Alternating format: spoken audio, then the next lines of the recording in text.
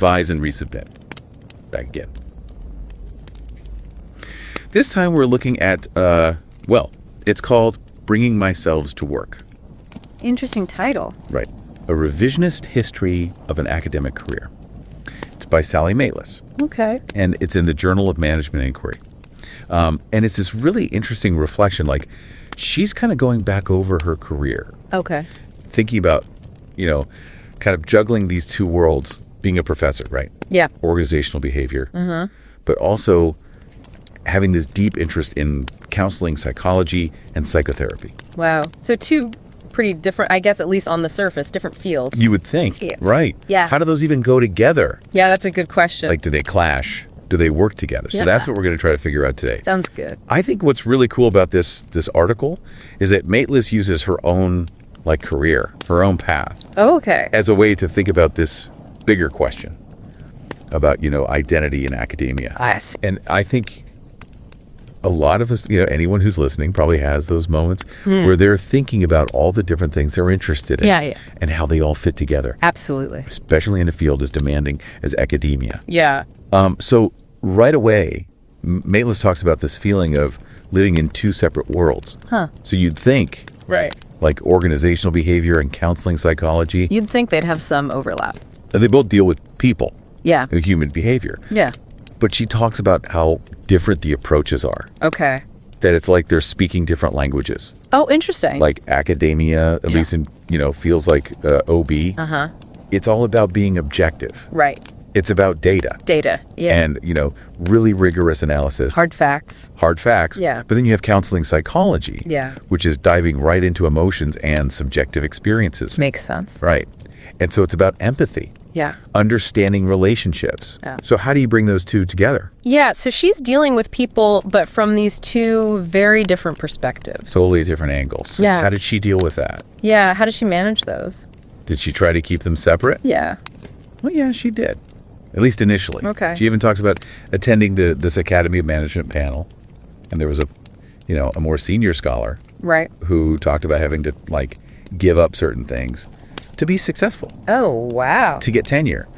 And for him, it was his hobbies. Really? And yeah, it's almost like there's this unspoken rule that you have to be, completely focused on your work Yeah, you can't have anything else going on. to really succeed in academia. Wow, that's so limiting. And so Maitlis was worried that, her interest in therapy, Yeah. people would see that as a lack of seriousness. Oh, wow. Like she's not really committed, Right. especially as, a junior faculty member trying to get tenure. It's almost like a strike against you.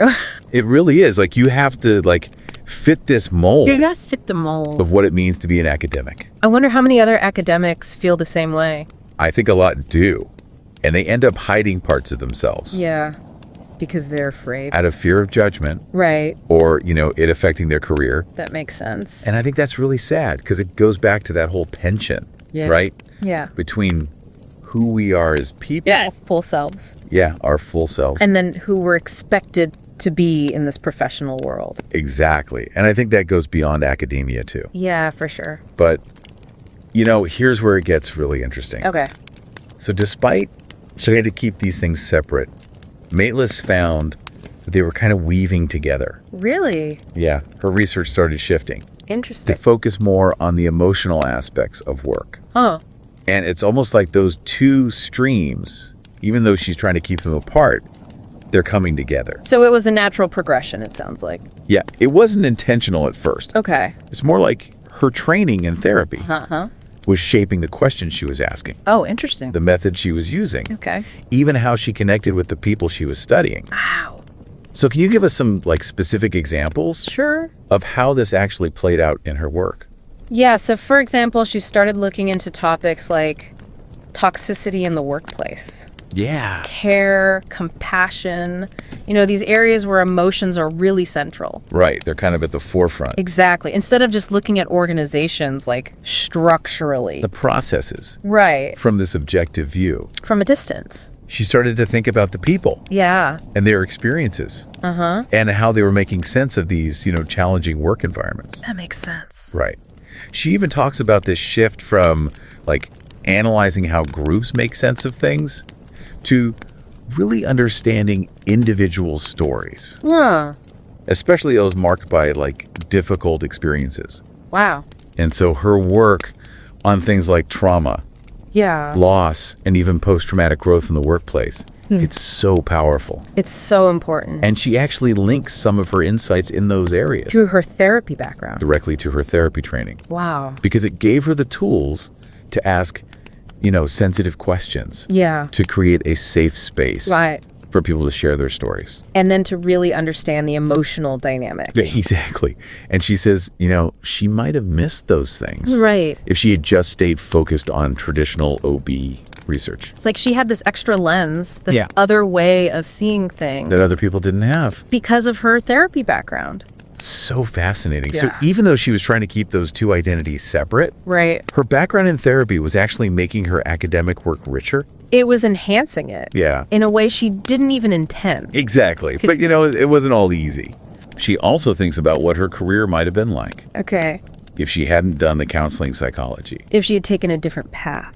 if she'd stayed what she calls in the purest academic track, So what do you think she might have missed out on? or gained Yeah. by merging these two sides of herself. It's a good question. It is. It's like a what if.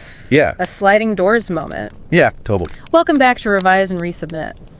As we're kind of going deeper into this whole idea of the purest academic path Right. that Maitlis talks about, Yeah. and how, going into counseling psychology led her away from that. Yeah. It just makes me think about how there's this pressure in academia. To just be one thing. Yeah. To only focus on research. It's your little area. Your little silo. Yeah. And Maitlis even says that. Like, she was worried about people knowing that she was interested in counseling psychology. Really? Like, her colleagues finding out. Because she thought they would see it as like, oh, she's not really serious about her research. Oh, that's so interesting. She's got other things going on. Yeah, like it's a distraction almost. Totally. Like you can't possibly be a good researcher if you have other interests. Yeah. It's so sad because it makes people feel like they have to hide parts of themselves. Absolutely. And it makes me think, like, how much richer would academia be Yeah. if we encouraged people to, like, bring all their interests and experiences? yeah. Like, Maitlis is a perfect example Right. of how those things can actually work together. Yeah. Her work on, stuff like toxicity and care, it's so informed by her understanding of human emotion and relationships. Yeah, and you mentioned earlier that she tried to keep those two sides separate. Mm-hmm. Like, how did she describe that experience? Did it ever feel like those two identities were, like, fighting each other? She actually uses this term from psychoanalytic theory Okay. called splitting. Yeah. What does that mean? It's this idea of, like, trying to keep conflicting parts of yourself separate Okay. so you can manage the tension between them. So almost like compartmentalizing, Yeah. putting them in different boxes. And I think we all do that to some extent. Yeah, I mean, we all have different roles in our lives. Totally. Right. Like, you're a different person at work Right. than you are with your friends or family. Absolutely. And I think in academia, there's this pressure to present this, like, polished image, Yeah, to be the expert. the expert. And so it can be really hard to reconcile that with, like, the messiness of exploring other interests. Yeah, because that sometimes involves vulnerability Totally. and not knowing. Yeah. Right. But, Maitlis' story shows us that you can't really keep those parts of yourself separate forever. They eventually come out, right? Yeah. They seep into each other. Yeah. And that's not necessarily a bad thing. No. That's what she talks about, right? With the unintended integration. Like, she's trying to keep them separate, but her training in therapy is influencing her research. Yeah. The questions she's asking. Even the way she's, like, connecting with the people she's studying. Wow. And so it's like those two streams were going to come together no matter what. It was destined to happen. Yeah. And I think that's a really powerful point. That our identities are fluid. Yeah, and that they inform each other. Yeah. They shape our perspective. Absolutely. And ultimately, they influence the work we do in the world. I really like that. It's interesting because she talks about this shift from, like, analyzing how groups make sense of things to really understanding individual stories. Mm-hmm. Especially those stories that are, marked by difficult experiences. Yeah, trauma, loss.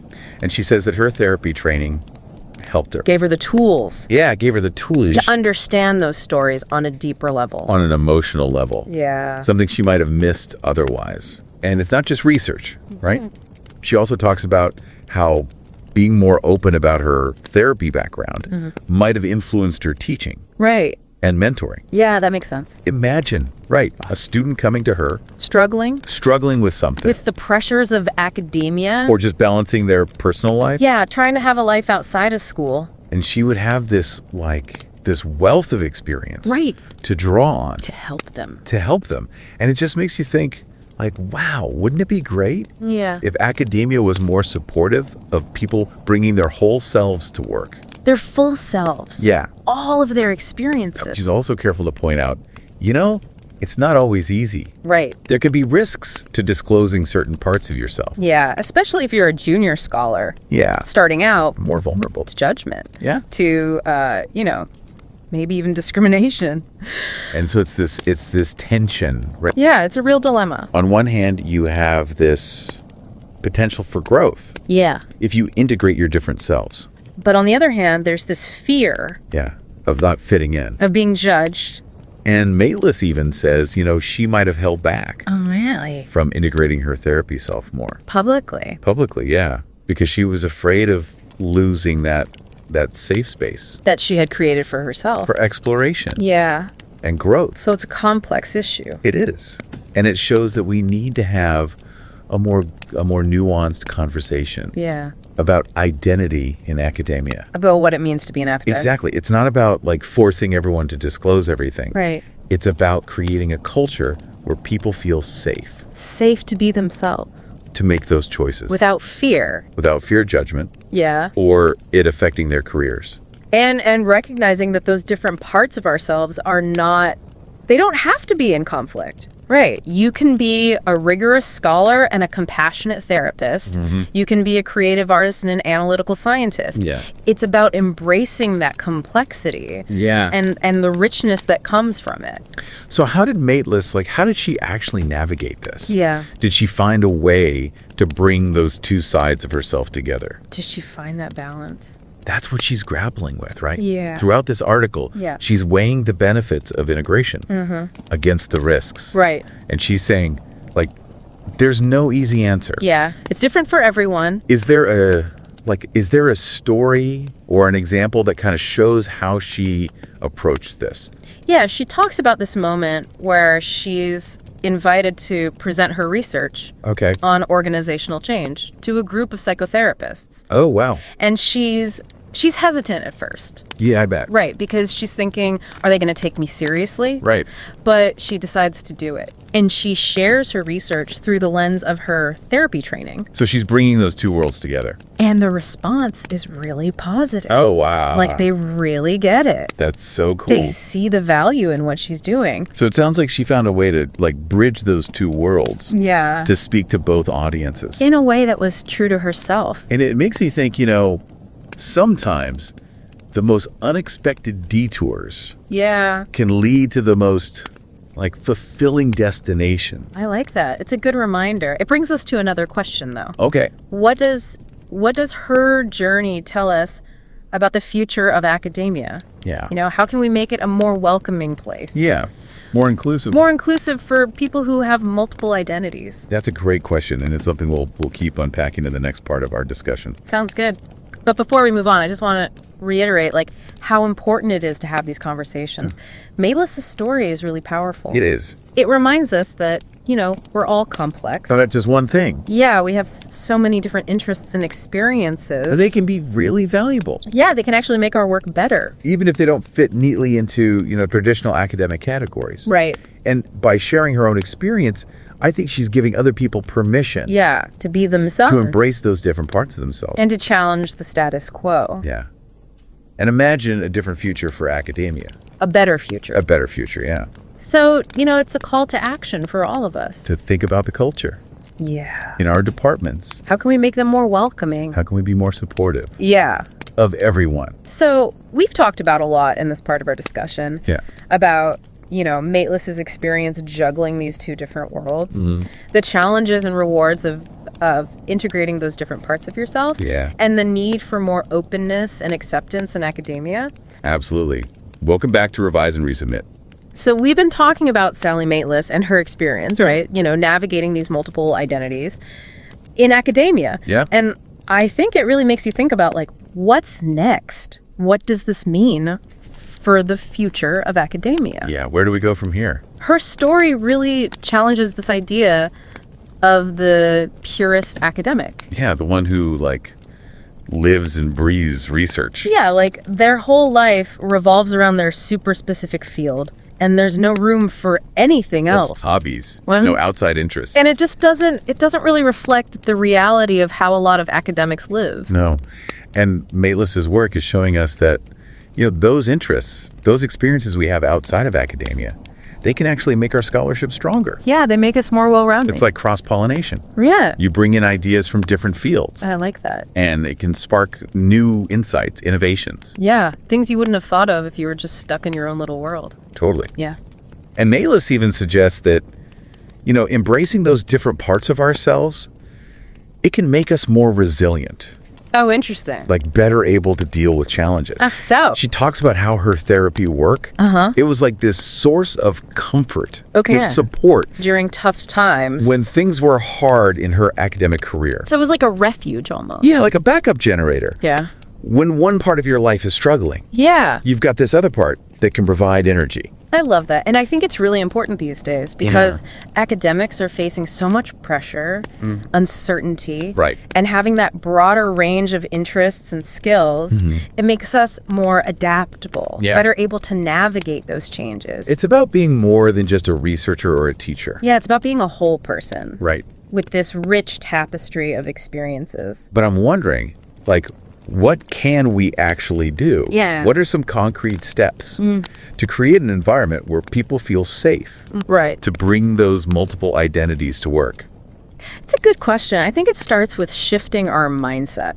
Okay. You know, we need to move away from this idea that there's only one way to be an academic. Right. There's no one right path. Yeah, and embrace the fact that people come to academia with such diverse backgrounds, Experiences. perspectives. And that's a good thing. Yeah, it's what makes academia vibrant. So we need to value interdisciplinarity, Right. like encourage collaborations across fields. Exactly. But we also need to, like, create spaces Yeah, where people feel comfortable sharing sharing their interests, their passions. without judgment. Yeah, without feeling like it's going to hurt their careers. Right. Maybe that means organizing workshops on, you know, topics outside the traditional disciplines. Or just creating a more welcoming culture in our department. Where people feel like they belong. Yeah, a sense of community. And I think mentorship is huge. Totally. Senior faculty, they have a big role to play. Right. They can set an example Yeah, be open about their own interests, their own journeys. and encourage the next generation to do the same. Absolutely. It's about passing the torch, creating a more inclusive environment. And at the end of the day, I think it's about realizing that our multiple identities, Yeah. they're not a weakness. No. They're actually a strength, Yeah, they make us more creative, more resilient. more connected to the world. And those are qualities that are essential for success In academia. in life. In life. Yeah. Well, we've covered a lot of ground today. We have. But I think this article, this conversation, it's given us a lot to think about. It has.